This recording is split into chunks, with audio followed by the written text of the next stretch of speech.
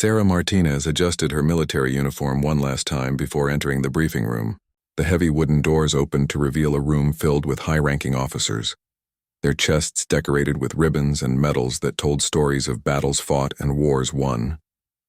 The air was thick with tension and the weight of important decisions that would shape military operations across 3 continents. She had been stationed at this base for only 2 weeks, and already the other soldiers had made assumptions about her role. Despite her years of training and combat experience, they saw a young woman and immediately assigned her to support duties. Today was no different. As she walked into the room carrying a silver tray loaded with coffee cups and pastries, she could feel the dismissive glances from the male officers. "Fresh coffee for everyone," she announced quietly, moving between the chairs with practiced efficiency. The officers barely looked up from their maps and documents, treating her as invisible furniture. She had grown used to this treatment, though it still stung after everything she had accomplished in her military career. General Harrison stood at the front of the room, his weathered face serious as he prepared to begin the morning briefing. His reputation preceded him everywhere he went. Known for his sharp tactical mind and no-nonsense approach, he had led successful operations in some of the most dangerous regions of the world. Officers respected him not just for his rank, but for his ability to see details that others missed. Sarah continued serving coffee, listening carefully to the conversations around her. She heard fragments about supply routes, enemy positions, and strategic weaknesses. Her trained mind automatically processed the information, identifying patterns and potential problems that the officers seemed to be overlooking. But she remained silent, knowing that speaking up would only bring unwanted attention. The other soldiers in the room were typical of what she had encountered throughout her career. Most were good men who served their country with honor, but they carried unconscious biases about women in combat roles. They saw her gender before they saw her qualifications, her experience, or her proven abilities under fire. As she placed a cup of coffee near Colonel Thompson, she overheard him discussing a particularly challenging tactical situation. The enemy had established positions that seemed impossible to breach using conventional approaches. Sarah had encountered similar scenarios during her previous deployments, and she could immediately see a solution that the colonel was missing. She bit her tongue and continued her rounds, serving coffee to Major Williams and Captain Jackson. Both men were studying satellite images of the target area, debating the best approach for their upcoming mission. Their discussion revealed a fundamental misunderstanding of the terrain that could lead to serious casualties if not corrected. The briefing room buzzed with the low murmur of strategic discussions. Officers leaned over maps, pointing at various locations and debating the merits of different tactical approaches. Sarah moved among them like a ghost, invisible despite being in plain sight. She had learned to use this invisibility to her advantage, gathering intelligence and understanding situations from a unique perspective. As she reached the back of the room, Sarah noticed a new officer she hadn't seen before. Lieutenant Davis was young, probably fresh out of military academy, and he was struggling to follow the complex discussions happening around him. She could see the confusion in his eyes as he tried to keep up with the rapid-fire exchange of military terminology and strategic concepts. The morning sun streamed through the tall windows, casting long shadows across the room. Outside, she could see other soldiers going about their morning routines, unaware of the critical planning session taking place inside. The base was always busy, with personnel coming and going on various assignments and training exercises. Sarah finished serving the coffee and moved to stand along the wall, as was expected of support staff during briefings. From this position, she had a clear view of all the participants and could continue listening to their discussions. Her years of experience had taught her to remain alert and observant, even when performing seemingly mundane tasks. General Harrison called for attention, and the room gradually fell silent. All eyes turned toward the front where large screens displayed detailed maps and intelligence reports. The general's presence commanded respect, and Sarah could see why he had risen to such a high position in the military hierarchy. The briefing was about to begin in earnest, and Sarah prepared herself for what would likely be another session of listening to strategies and tactics while being treated as little more than furniture. She had no idea that everything was about to change, or that a small detail about her appearance would soon shift the entire dynamic of the room. Standing quietly against the wall, Sarah unconsciously touched the ring on her finger, a habit she had developed over the years. It was a simple gesture, meaningless to most observers, but the ring itself told a story that none of the officers in the room yet knew. Soon, however, that story would be revealed in a way that would surprise everyone present. General Harrison cleared his throat and stepped forward, his commanding presence immediately silencing the last whispered conversations in the room. The large screens behind him illuminated with detailed satellite imagery of a mountainous region that looked both beautiful and treacherous. Sarah recognized the terrain immediately from her previous deployments, though she kept her expression neutral. "Gentlemen, we're facing a critical situation in the Kandahar province," the general began, his voice carrying the weight of years spent making life-and-death decisions. "Intelligence reports indicate that a high-value target has established a stronghold in this mountain complex. Our mission is to extract this individual alive, while minimizing casualties to both our forces and any civilians in the area." Colonel Thompson leaned forward in his chair, studying the images with intense concentration. "Sir, the terrain looks extremely challenging. Those mountain passes are narrow, and there appear to be multiple defensive positions that could pin down our forces." Sarah watched from her position along the wall as the officers examined the intelligence data. She could see immediately that they were focusing on the wrong approach routes. The paths they were considering would expose their forces to unnecessary risks, but she remained silent, knowing that her input would not be welcomed. Major Williams pointed to a section of the map with his laser pointer. "What about approaching from the eastern ridge?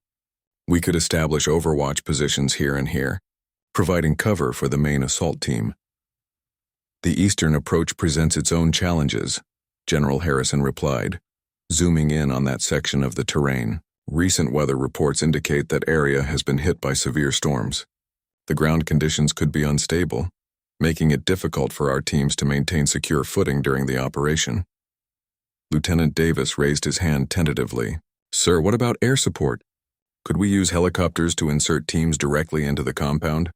Several of the more experienced officers exchanged glances, and Sarah could see them trying not to smile at the young lieutenant's suggestion.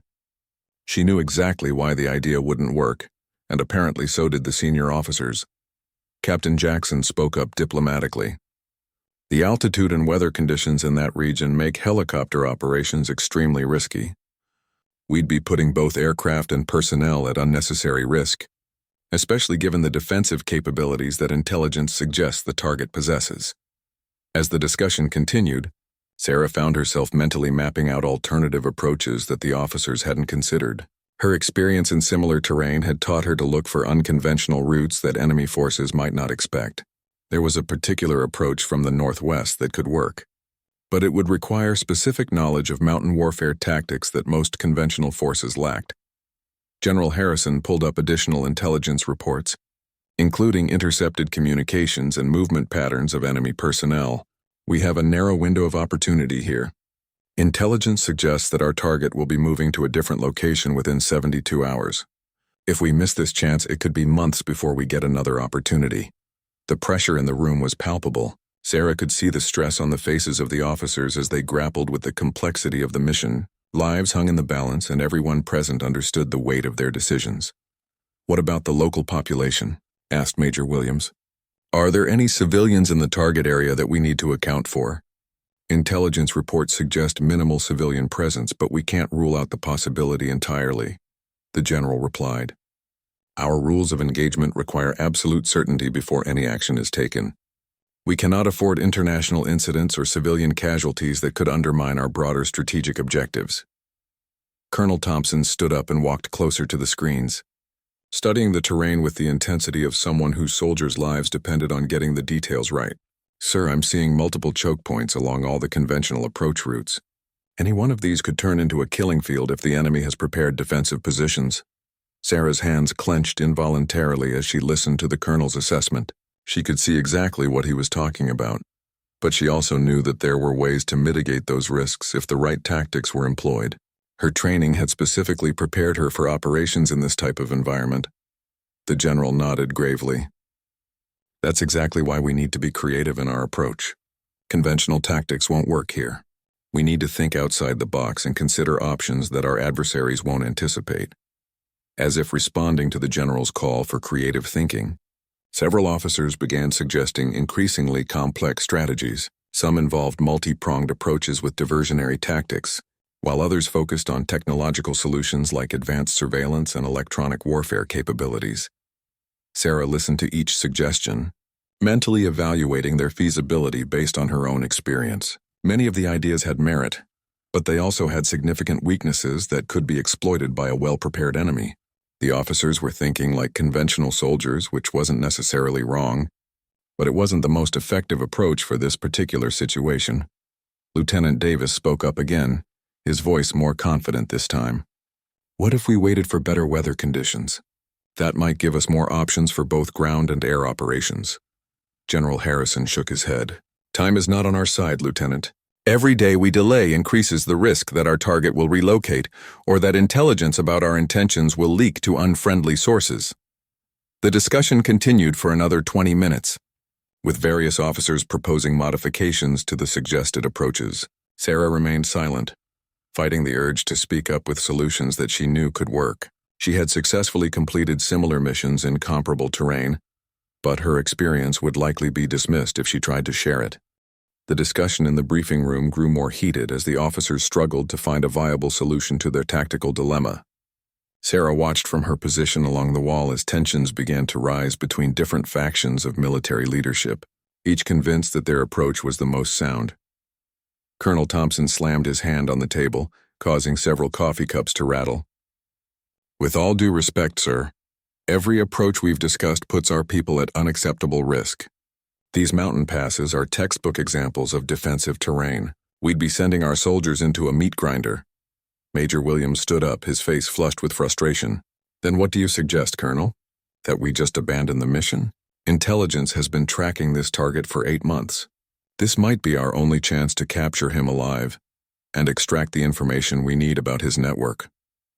Sarah could see the fundamental problem that was causing their disagreement. Both officers were correct in their assessments, but they were looking at the situation from different perspectives. The colonel was focused on force protection and minimizing casualties, while the major was emphasizing the strategic importance of the mission objective. General Harrison raised his hand for silence, his expression growing more serious as he processed the competing viewpoints. Gentlemen, I understand the concerns on both sides. However, we cannot let perfect be the enemy of good. Sometimes in warfare, we must accept calculated risks to achieve critical objectives. Captain Jackson pulled up additional intelligence data on his tablet. Sir, I've been reviewing the latest reconnaissance reports and there's something troubling here. The enemy's defensive preparations appear more sophisticated than our initial assessments suggested. They've had time to prepare for exactly the type of conventional assault we're planning. This revelation sent a murmur of concern through the room. Sarah had suspected as much from the intelligence reports she had overheard, but hearing it confirmed by the captain made the situation even more complex. The enemy wasn't just occupying defensive terrain. They had actively prepared it to maximize casualties among attacking forces. Lieutenant Davis looked confused as he tried to follow the increasingly technical discussion. Sir, if they've prepared for conventional attacks, shouldn't we consider unconventional approaches? Maybe something they wouldn't expect? Several of the senior officers exchanged glances that suggested they didn't have high confidence in the young lieutenant's tactical knowledge. Sarah felt some sympathy for him, remembering her own early days when she had struggled to be taken seriously by more experienced soldiers. What kind of unconventional approach did you have in mind, Lieutenant?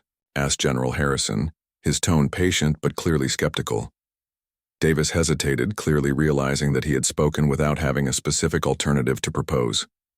Well, sir, I was thinking maybe we could. That is, perhaps there might be some approach that doesn't follow standard military doctrine. Colonel Thompson couldn't hide his exasperation. Lieutenant, unconventional warfare isn't just about doing things differently. It requires specialized training, equipment, and personnel that we may not have available for this mission. As Sarah listened to this exchange, she realized that the colonel was partially wrong. The base actually did have personnel with the specialized training needed for this type of operation, but those individuals weren't in the briefing room.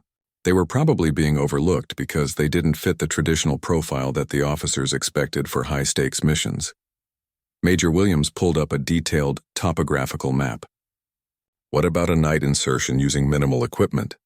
If we can get a small team close to the target without being detected, they might be able to gather additional intelligence or even complete the extraction before the enemy realizes what's happening. General Harrison studied the proposed approach carefully. The terrain makes night operations extremely dangerous. One wrong step in those mountains could result in fatal falls, and our soldiers would be operating without the possibility of immediate medical evacuation if something went wrong. Sarah knew that the general's concerns were valid, but she also knew that there were techniques for safely navigating mountain terrain at night. Her training had included extensive work in similar conditions, and she had successfully completed operations that other units had deemed too risky to attempt. Captain Jackson highlighted several areas on the map with his laser pointer. There's also the question of extraction. Even if we successfully complete the primary mission, getting our people and the target out of that terrain could be more challenging than getting them in. The room fell silent as everyone contemplated the complexity of the logistical challenges. Sarah could see the frustration building on the faces of the officers as each potential solution seemed to create new problems that needed to be solved. Maybe we need to step back and reconsider our fundamental assumptions, suggested Major Williams. Are we certain that we need to capture this target alive? Would the mission objectives be satisfied if we simply eliminated the threat? General Harrison shook his head firmly. Negative.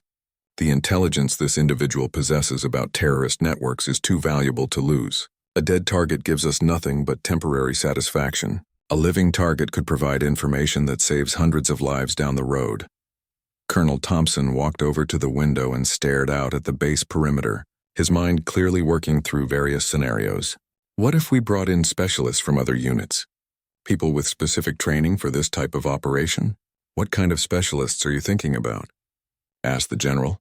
Mountain warfare experts, maybe some people with experience in similar terrain, or possibly some of the special operations personnel who have worked in Afghanistan's mountain regions. Sarah's pulse quickened slightly at this suggestion. The colonel was getting closer to the type of thinking that could actually solve their problem. But he still wasn't considering all the resources that were available right there on the base. General Harrison paused in his assessment of the tactical situation and looked around the room, his experienced eyes taking in every detail. As a leader who had risen through the ranks by noticing things that others missed, he had developed an almost supernatural ability to spot important details that could change the outcome of military operations.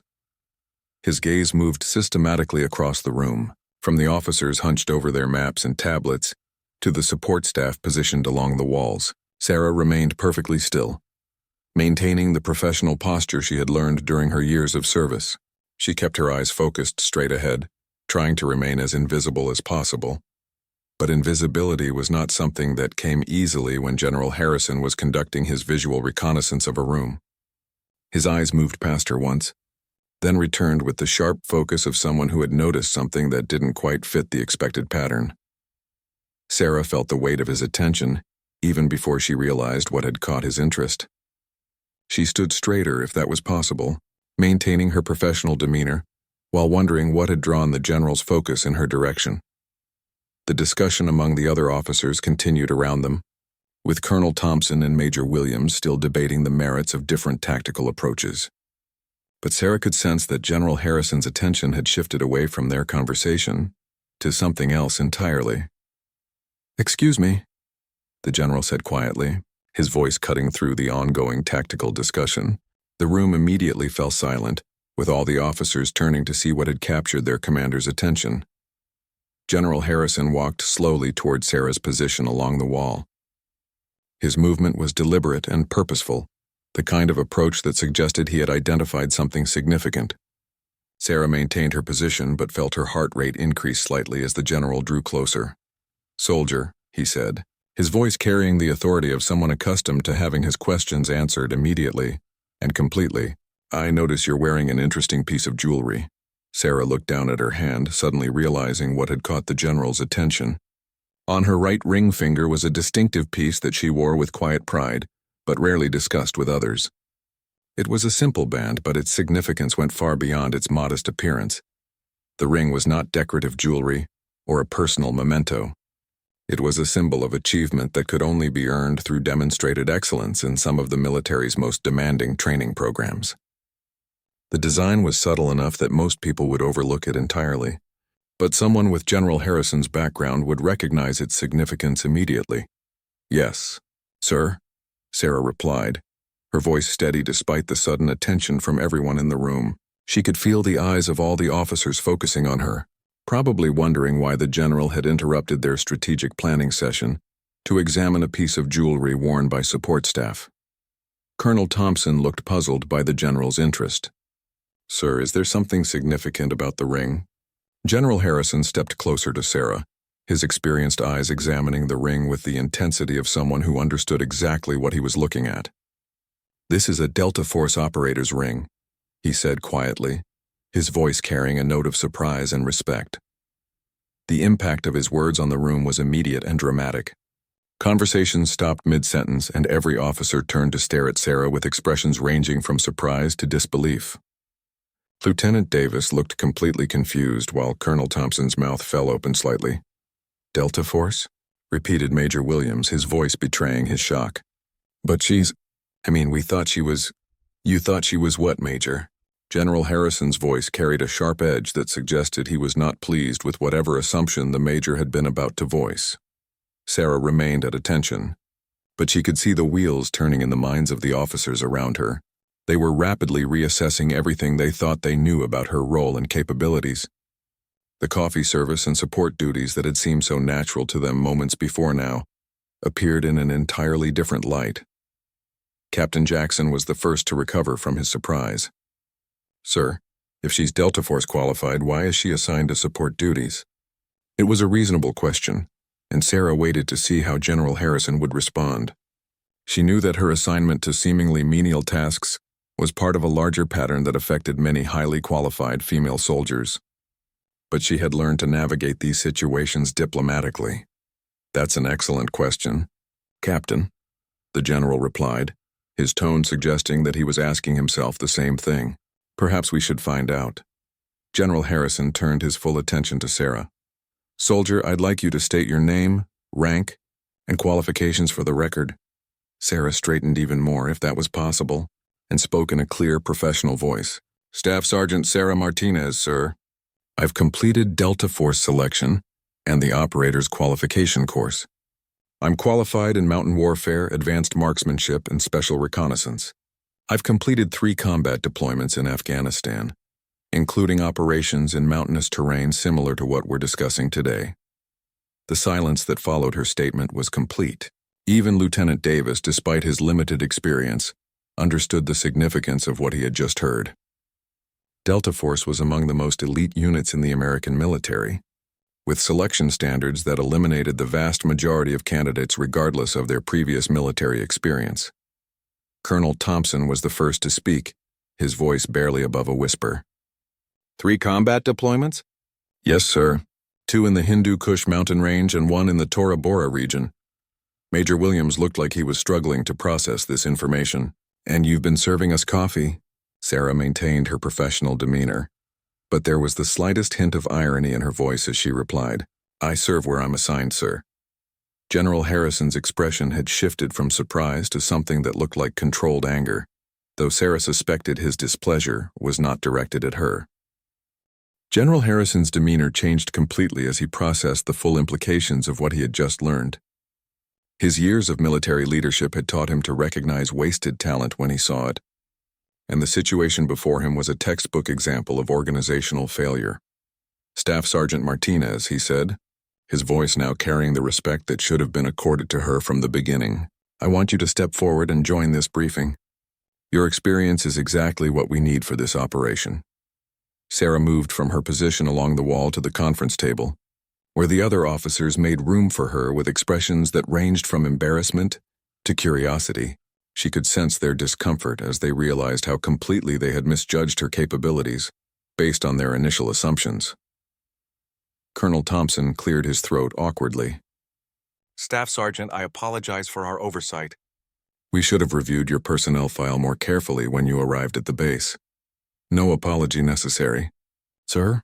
Sarah replied diplomatically, though everyone in the room understood that significant misjudgments had been made. She had learned long ago that holding grudges over such incidents was counterproductive, even when the assumptions had been particularly insulting.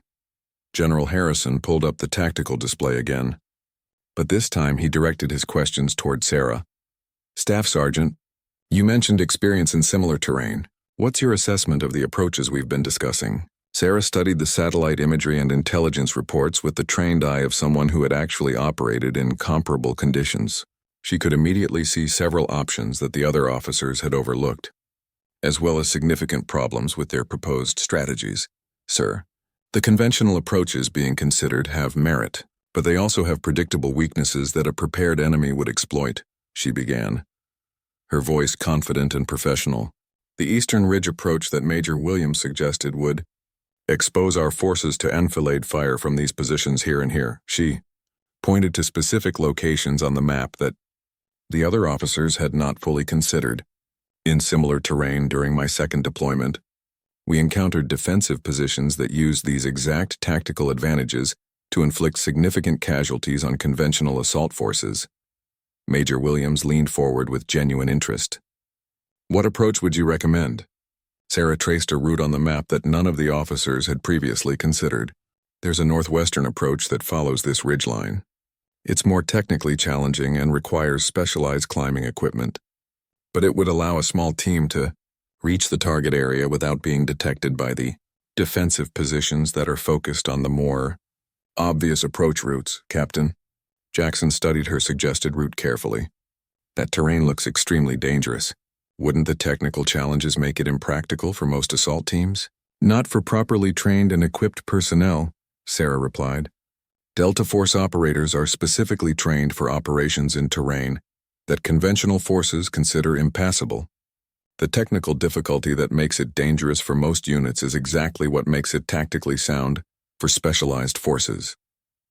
General Harrison nodded approvingly. "Continue with your assessment, Staff Sergeant."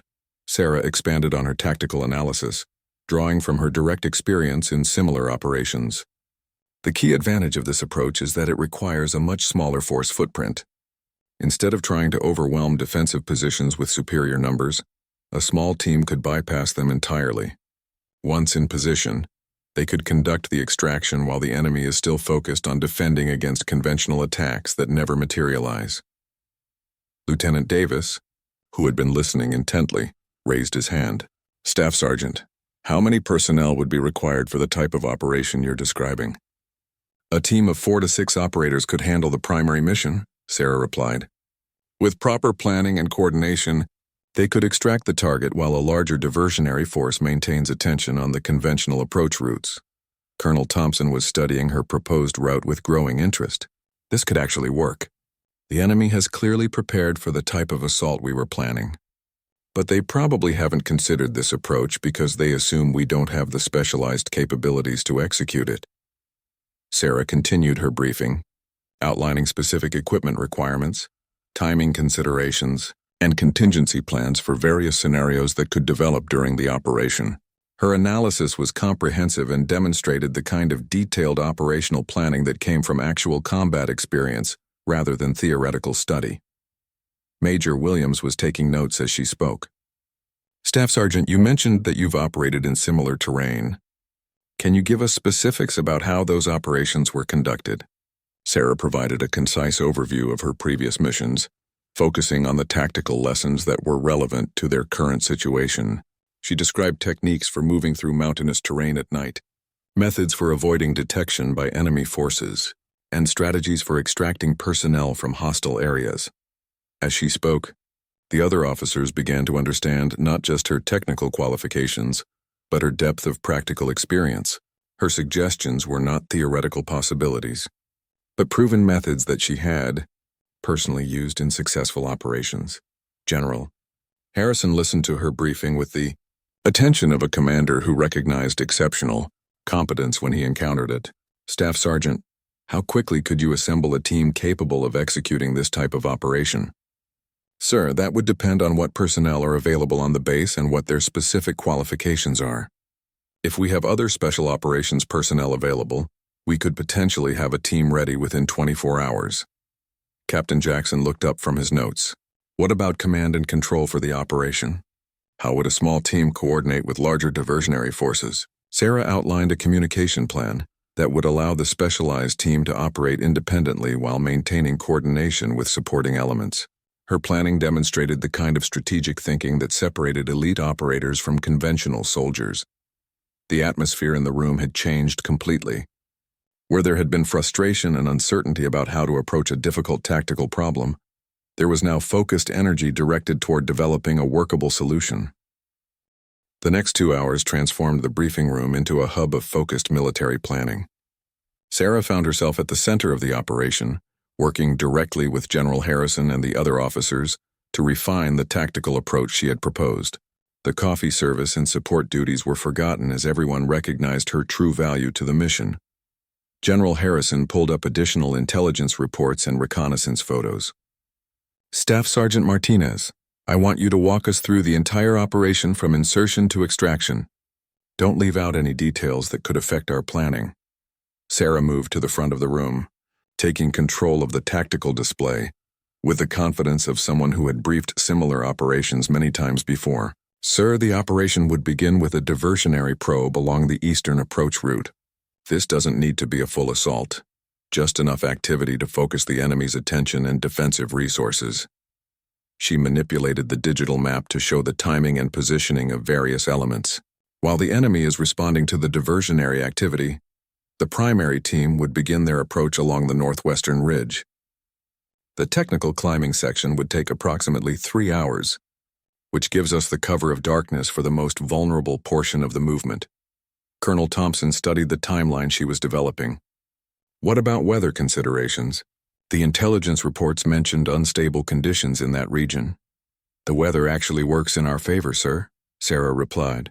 The enemy will assume that adverse conditions make a technical approach impossible, which reduces the likelihood that they'll have observation posts covering that route. As long as our team has proper equipment and training, conditions that deter conventional forces can provide additional concealment. Major Williams was impressed by the thoroughness of her planning. Staff Sergeant, you're considering variables that we completely missed in our initial assessments. How did you develop this level of tactical thinking? Sarah's response was matter-of-fact. Combat experience teaches you to look for opportunities that exist outside conventional military doctrine. The enemy expects us to think like conventional soldiers, so sometimes the most effective approach is to do exactly what they think is impossible. Captain Jackson raised a concern about communication security. How would the team maintain contact with command elements without compromising operational security? Sarah outlined a communication plan that used low-power radio equipment and predetermined check-in schedules. The key is to minimize transmission time and use terrain features to mask our electronic signature. The enemy will be monitoring for radio traffic, but they'll be focused on the areas where they expect conventional forces to operate. General Harrison was taking detailed notes as she spoke. What about equipment requirements? I assume this type of operation needs specialized gear that might not be readily available. Most of the equipment we need should be available through standard special operations supply channels. Sarah replied. The primary requirements are climbing gear, night vision equipment, and suppressed weapons. The technical challenge is more about personnel training than equipment availability. Lieutenant Davis, who had been quietly absorbing the discussion, asked about personnel selection. Staff Sergeant, what qualifications would other team members need to have? Sarah considered the question carefully. Ideally, we want personnel with both special operations training and specific experience in mountain warfare. However, the most important qualification is the ability to operate effectively as part of a small team under high-stress conditions.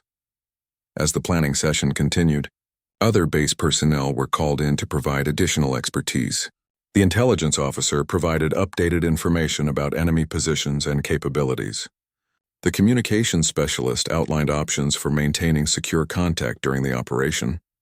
The medical officer discussed casualty evacuation, procedures for the challenging terrain. Colonel Thompson coordinated with the base logistics officer to ensure that all necessary equipment would be available. Staff Sergeant, assuming we can assemble the right team, how confident are you that this approach will succeed? Sarah's response reflected the realistic assessment of someone who had participated in high-risk operations before. Sir, no military operation comes with guarantees, especially in hostile territory. However, this approach gives us significantly better odds than the conventional assaults we were considering earlier. The enemy has prepared for what they expect us to do, not for what we're actually planning to do. Major Williams was coordinating with personnel departments to identify other soldiers on the base who might have the qualifications needed for the specialized team. We have 3 other operators with mountain warfare training currently assigned to the base. 2 have Delta Force backgrounds, and 1 is a former Army Ranger with extensive climbing experience. General Harrison approved the personnel selections and authorized the preparation of equipment and supplies. Staff Sergeant Martinez, I'm placing you in operational command of the primary assault team. Colonel Thompson will coordinate overall mission command, but the tactical decisions for your team will be your responsibility. The magnitude of what had just happened was not lost on anyone in the room. A soldier who had been serving coffee at the beginning of the briefing was now commanding a critical special operations mission. Sarah accepted the responsibility with the professionalism that had characterized her entire military career. Thank you, sir. I won't let you down. As the formal briefing concluded, the officers began dispersing to handle their various preparation responsibilities. Sarah remained behind to finalize operational details with General Harrison and Colonel Thompson. Staff Sergeant, the general said quietly, I want to apologize for the way you were initially treated on this base. Your qualifications should have been recognized from the moment you arrived. Sarah appreciated the gesture, but her response remained focused on the mission ahead. Sir, what matters now is completing this operation successfully. We can worry about administrative issues after we bring everyone home safely. 48 hours later, Sarah stood in the same briefing room, but everything had changed. The successful completion of the extraction mission had not only achieved its tactical objectives, but it also fundamentally altered how she was perceived by everyone on the base. The coffee service trays were nowhere to be seen, replaced by detailed after-action reports and commendation paperwork.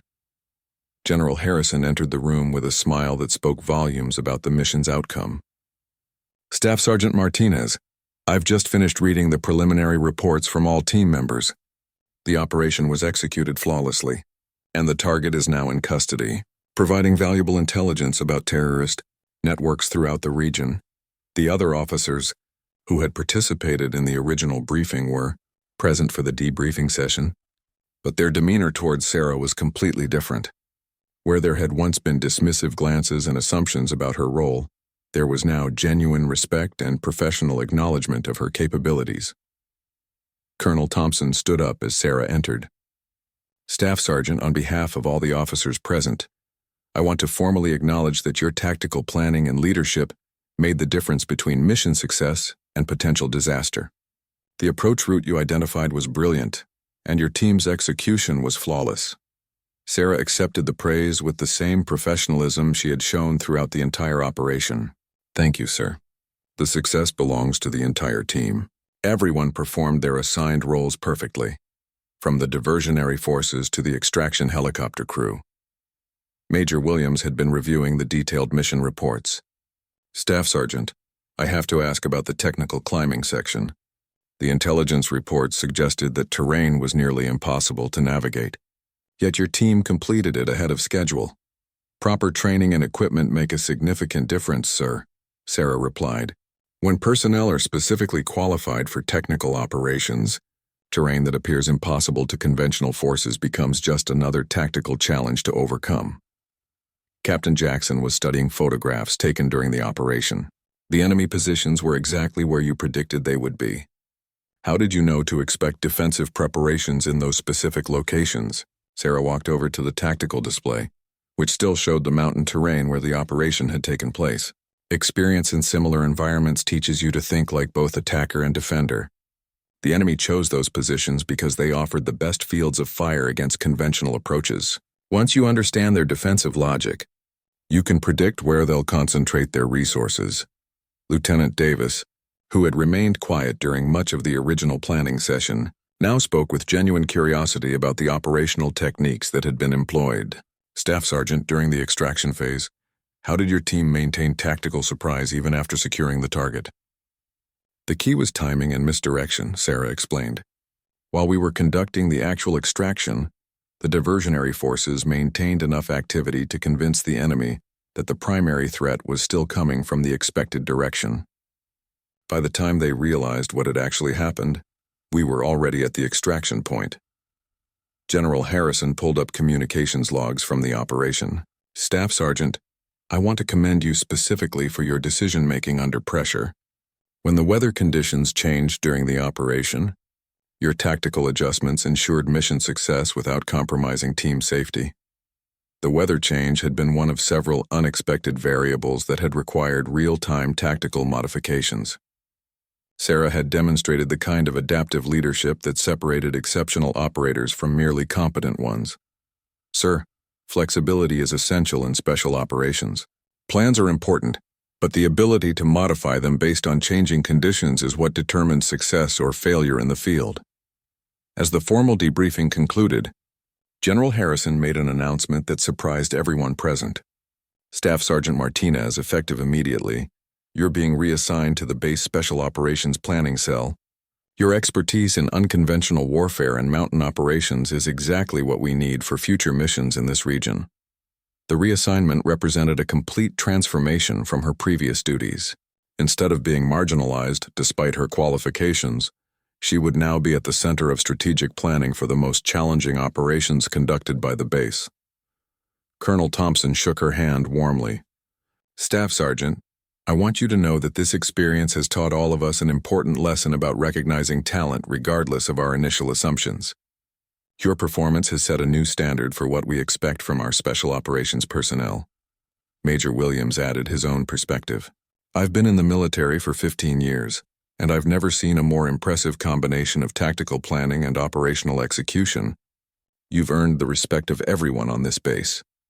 As the officers prepared to leave the briefing room, Sarah reflected on how dramatically her situation had changed in just a few days. The same ring that had been overlooked when she was serving coffee had become the symbol of capabilities that were now fully recognized and valued. General Harrison approached her as the room was clearing. "Staff Sergeant, I want you to know that I've submitted recommendations for both a commendation for your performance on this operation and a review of assignment policies to ensure that qualified personnel are properly utilized from the moment they arrive at any base." Sarah appreciated both gestures, understanding that they represented efforts to prevent similar situations from occurring in the future. "Thank you, sir. I'm just glad we were able to complete the mission successfully and that everyone made it home safely." The general's expression became more serious. "Staff Sergeant, leadership at all levels failed you when you first arrived at this base. That failure could have cost lives if we had proceeded with our original tactical plans. Your professionalism in the face of that failure reflects the best traditions of military service." As Sarah left the briefing room that day, she carried with her not just the satisfaction of a successful mission, but the knowledge that her true capabilities were finally recognized and valued. The coffee service was behind her, replaced by the challenging and rewarding work that matched her training and experience. Walking across the base, she noticed that other personnel now looked at her with the respect accorded to proven special operations veterans. Word of the mission's success and her role in it had spread throughout the base, fundamentally changing how she was perceived by her fellow soldiers. The ring on her finger remained the same simple band it had always been, but now everyone who saw it understood exactly what it represented. It was no longer an overlooked detail, but a symbol of excellence that had been earned through the most demanding training and proven through successful operations in some of the world's most challenging environments.